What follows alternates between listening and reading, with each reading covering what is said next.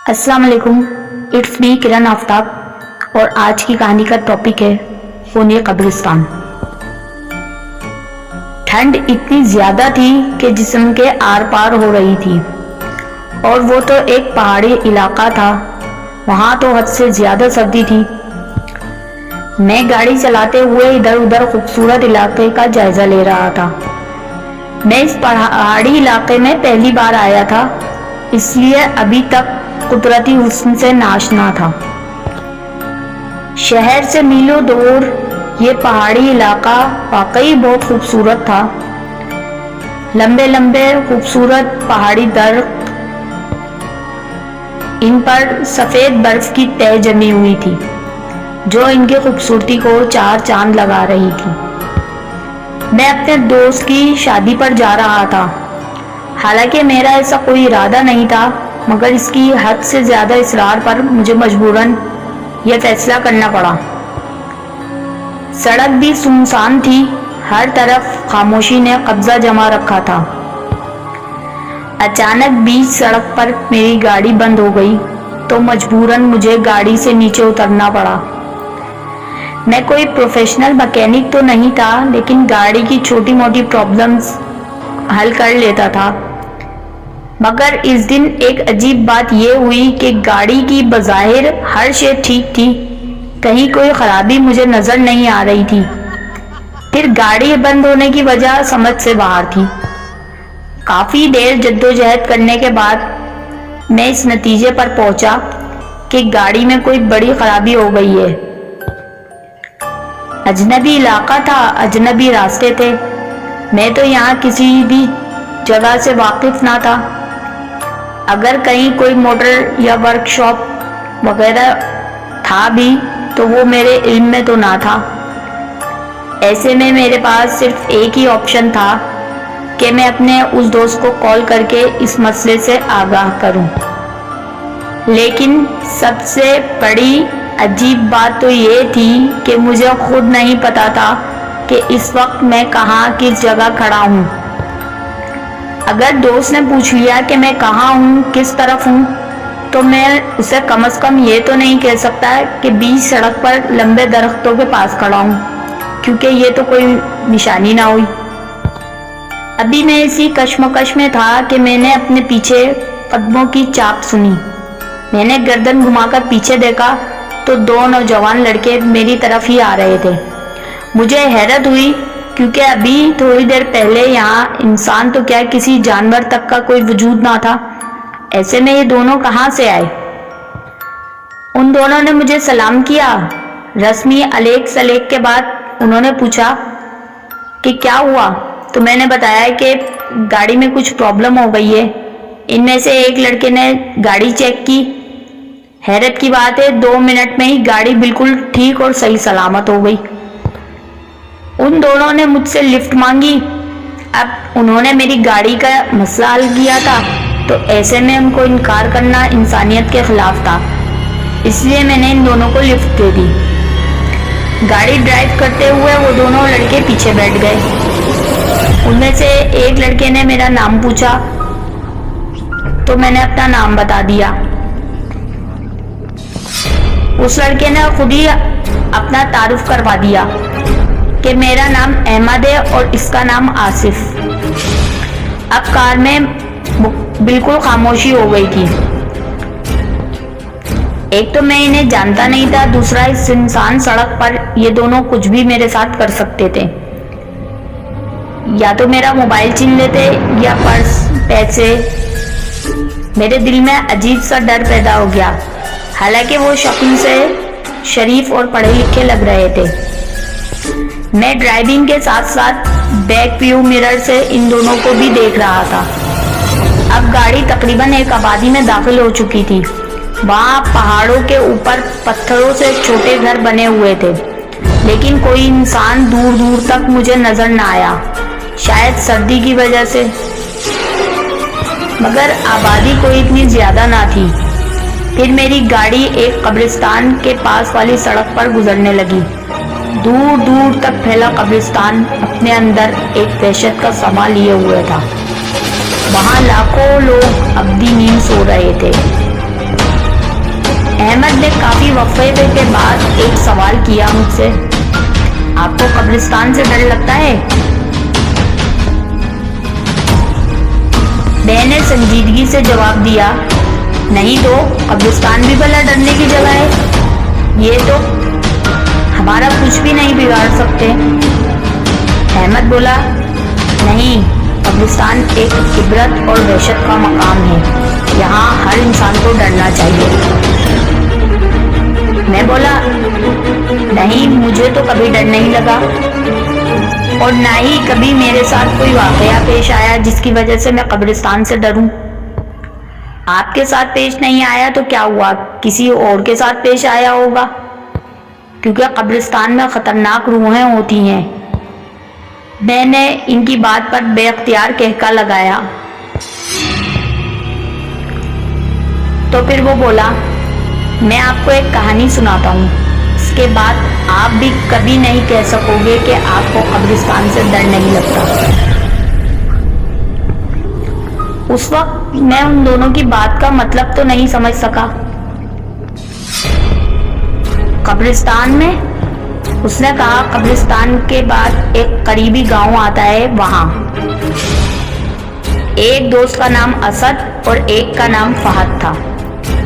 असद शहर से अपने दोस्त फहद के पास अक्सर छुट्टियां गुजारने आया करता था और इस दिन भी वो दोनों आराम से एक खूबसूरत पहाड़ी पर टहल रहे थे। नीचे कब्रिस्तान था, बहुत बड़ा कब्रिस्तान। फहद ने कहा, यार असद, यह कब्रिस्तान भी अजीब चीज है। कल तक ये लोग हमारी तरह पैसा कमाने में, गाड़ी खरीदने, बंगले और मशहूर होने में मसरूफ थे। वही लोग मरने के बाद डर की तस्वीर बन जाते हैं। असद ने कहा, तुम ऐसा इसलिए कह रहे हो क्योंकि तुम अभी तक इस कब्रिस्तान की भयानक हकीकत से अनजान हो। क्या मतलब, कैसी भयानक हकीकत? कुछ नहीं यार, रहने दो। नहीं, तुम मुझे बताओ कैसी हकीकत। देखो, हमारे बड़े बुजुर्ग कहते हैं आज तक रात के वक्त जो भी इस कब्रिस्तान गया वो जिंदा वापस नहीं आया। असद ने कहका लगाया और कहा, तुम मुझे किसी ड्रामी फिल्म की कहानी सुना रहे हो? यह हकीकत है, तुम यकीन करो या ना करो। नहीं भाई, मैं नहीं मानता। अच्छा चलो ऐसा करते हैं, हम आज रात इस कब्रिस्तान में जाकर देखते हैं। फहद ने घबराते हुए कहा, तुम्हें पता भी है तुम क्या कह रहे हो? असद ने कहा, नहीं, अब तो बिल्कुल भी नहीं, अब तो कब्रिस्तान जाकर ही पता करेंगे। बेवकूफ मत बनो फहद, ये कोई मजाक की बात नहीं है। आज तक जो भी रात के वक्त इस कब्रिस्तान में गया वो कभी लौटकर नहीं आया। इस पर असद ने कहा, तुम्हें जाना है तो जाओ, मैं तो देखकर ही रहूंगा, देखता हूँ मुझे क्या होता है। फहद की घबराहट में मजीद इजाफा हो गया। असद किसी भी तरह इसकी बात मानने को तैयार नहीं था। उसे समझाने का हर वो तरीका इस्तेमाल कर चुका था, मगर असद जिद्दी था और उसे इन सब चीजों का हमेशा से ही शौक रहा है। लेकिन इस फैसले के बावजूद वो ये भी जानता था कि वहां जाना कोई मामूली बात नहीं है। आधी रात को जब गांव के लोग सो गए तो उन दोनों ने वहां जाने का फैसला किया। इन दोनों ने अपना पहला कदम कब्रिस्तान के अंदर रखा। सारा कब्रिस्तान सुनसान था। दूर दूर तक किसी इंसान तो क्या, किसी परिंदे की भी आवाज ना थी। दोनों की निगाहें इधर उधर मुतलाशी फिर रही थी।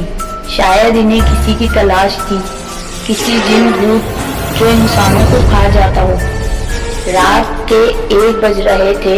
इन्हें वहां खड़े हुए 2 घंटे हो गए थे, लेकिन इन्हें कोई ना मिला, ना ही कोई इंसान और ना ही कोई जिन भूत।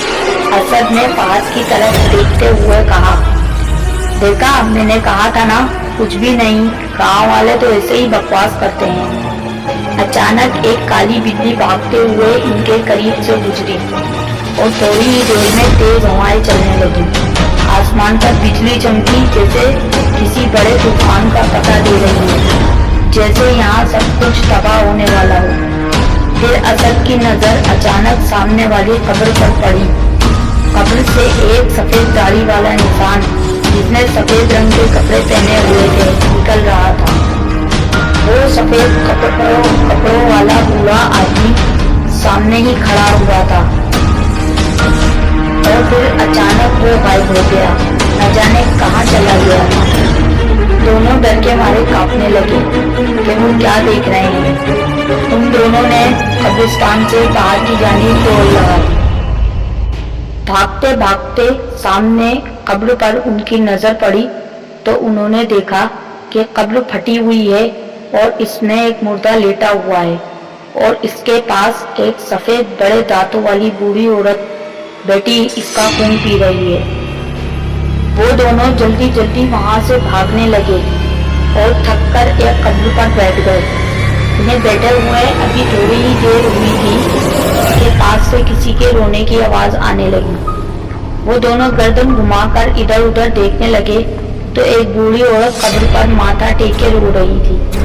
वो कौन थी, क्यों रो रही थी और इतनी रात को कब्रिस्तान में कहां से आई? वो दोनों ये बात सोचने लगे। अचानक उस औरत के रोने की आवाजें बढ़ने लगी। तुम मुझे छोड़कर क्यों चले गए?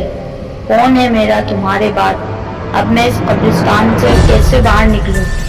बूढ़ी औरत रोते हुए ये बातें कर रही थी। इसकी बातें सुनकर असद और फहद को इससे हमदर्दी होने लगी। शायद वो भी इन दोनों की तरह यहाँ फंस गई है। असद डरते डरते इसके करीब गया और पूछने लगा, कौन है आप और क्यों रो रही हैं? इस बूढ़ी औरत ने अपनी कहानी असद और फहद को सुनाने लगी,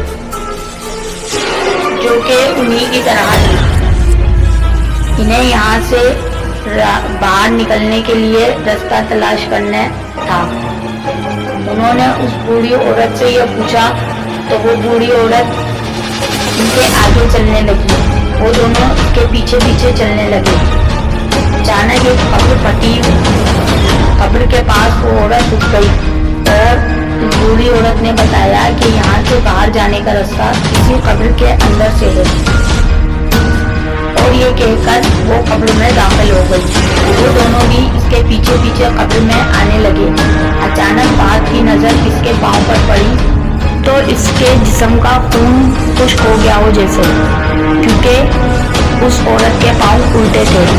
मतलब वो कोई इंसान नहीं बल्कि कोई बदबू थी। इसके बाद वो दोनों जितना तेज भाग सकते थे भागे। इन्हें अपने पीछे उस औरत के कहके सुनाई दिए, 1 मिनट गाड़ी रोकी है। मैं अहमद की आवाज पर चौंक गया। मैंने ब्रेक लगा दी। अहमद गाड़ी के बाहर उतरा और सड़क पर पानी के नलके से पानी पीने लगा। मुझे भी प्यास का एहसास हुआ, गला सूख रहा था। मैंने भी गाड़ी से उतरकर पानी पिया, लेकिन मेरी सारी तवज्जो इस वक्त उस कहानी पर थी जो अहमद मुझे सुना रहा था। गाड़ी में वापस बैठकर मैंने तजस्सुस से अहमद को एक बार फिर वो वाकया सुनाने को कहा और वो एक बार फिर शुरू हो चुका था।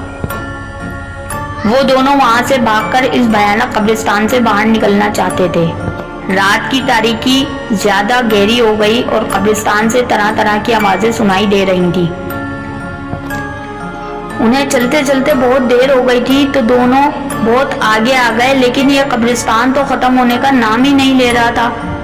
अचानक एक कब्र फटी, इसमें एक सफेद जिस्म नमूदार हुआ।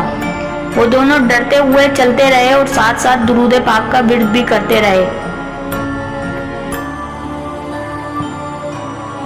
कुछ आगे जाकर इन्हें एहसास हुआ कि इनके सर पर कोई चीज है। ऊपर देखा तो लाखों के हिसाब से कौवे इनके सर पर मंडला रहे थे। इनको अपना आखिरी वक्त दिखाई दे रहा था। अब मामला हद से ज्यादा संगीन हो गया था। ऐसा लगता था कि उनकी मौत वाक़ई हो जाएगी। भागना शुरू किया तो तेजी से आवाज आई, 21वीं सदी के इंसानों, तुम लोग क्या समझते हो कि जिन भूत कुछ नहीं होते? अगर तुम लोग ये समझते हो तो तुम सबसे बड़े बेवकूफ हो।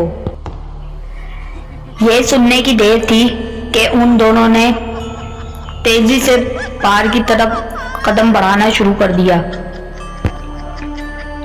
भागते भागते उन दोनों ने देखा हर तरफ सफेद कफन में मलबूस बदरूहें खड़ी थी।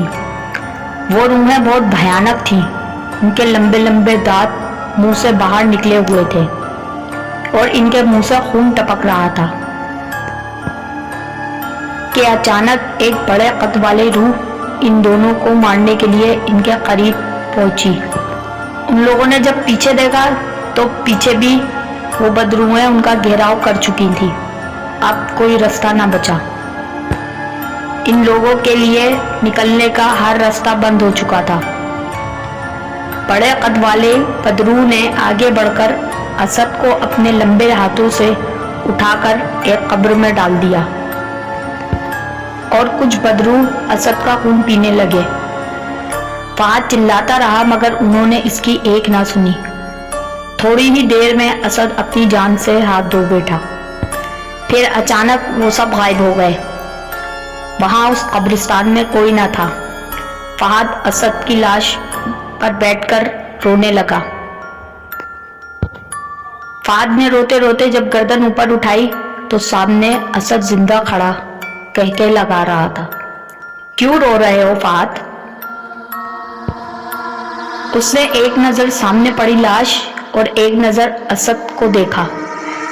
वो ये खौफनाक मंजर देखने की हिम्मत न कर सका और दिल का दौरा पड़ने से वहीं असद की लाश के करीब ही गिर गया। वो दोनों अपनी जिंदगी की बाजी हार चुके थे।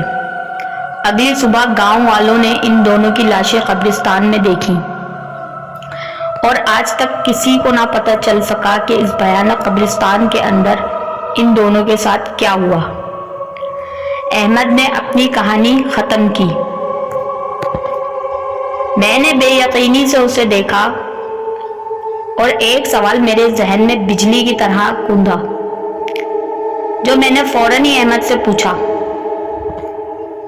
अहमद, ये तो बताओ कि वो दोनों तो मर गए थे, फिर जब किसी को नहीं पता चला कि कब्रिस्तान के अंदर इस अंधेरी रात में क्या हुआ, तो तुम्हें कैसे पता?